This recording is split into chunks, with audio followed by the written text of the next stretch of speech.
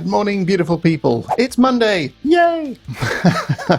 It is a glorious day outside and the forecast is fantastic. At least it is around here. I hope it is for you. This could well be the week, if you are working from home, to slap on the sun cream and work from the patio, if you know what I mean. Okay, I hope everything is well with all of you. I just wanted to let you know I am working on this Managing People course, and here are the contents of the course. After the introduction, we get into the main meat of the course. The second module is Good Manager, Bad Manager. Now, anyone who ever gets into management believes they're going to be a good manager. That's only natural. And yet we've all worked for managers who maybe are not quite so good. So what's the difference? What is it that makes a good manager a bad manager? Whether they're a bad manager all the time or just in certain circumstances. So this section looks at some of the pitfalls and traps and issues that we stumble across as managers that can lead us to lapses in judgment, bad decisions, bad management practices.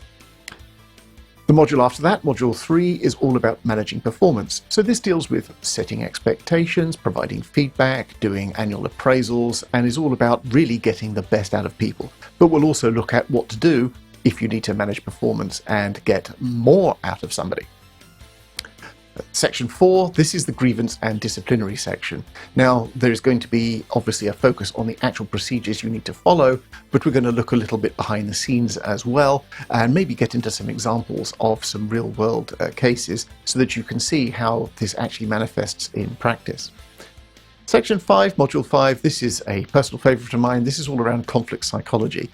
This looks in particular at the cognitive biases that predispose us for having conflict, even though we all hate being in conflict. This is a very interesting thing. Now, once you understand what conflict is in terms of the causes and the biases, you can start to learn to recognize them. And we'll also look at some techniques that can help you de-escalate a conflict and maybe find a remedy. Section 6, this is recruitment and selection. This area should not be underestimated because there's a lot of time as well as money invested in doing recruitment and selection.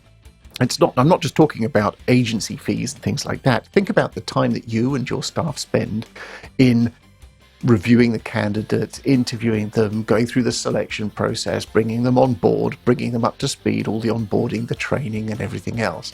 Now, if you hire someone that is ultimately not going to be an asset for you, then you've just wasted all of that time that you've invested. And there is obviously a price tag associated with that. By the way, nothing annoys my senior staff more than spending a lot of their time bringing a new hire up to speed, only to have that new hire leave, and then they have to do it all over again. So there is a lot of value in making sure you get recruitment and selection right. It is just not as simple as saying, well, if it doesn't work out, I'll just fire them and start again. That is a false economy. And last, but certainly by no means least, is the employment law section. You could think of this as the managing within the law part. Here we look at the key parts of employment legislation and how it will affect you as a leader of people, as a manager, and we'll talk about some of the issues that apply when managing in the workplace, things again to watch out for, and to make sure that you keep shiny side up as far as the law is concerned. I'll also, in this section, look at some real-world case studies, some case law from employment tribunals to give you a flavour of the sorts of things that really can happen. Now, that is the sum total of the Managing People course. And if this is something you'd be interested in, if you'd like to attend this course, whether it's online or delivered for your organisation, please leave a comment, let me know, and I'll keep you updated as we go. All right, cheers.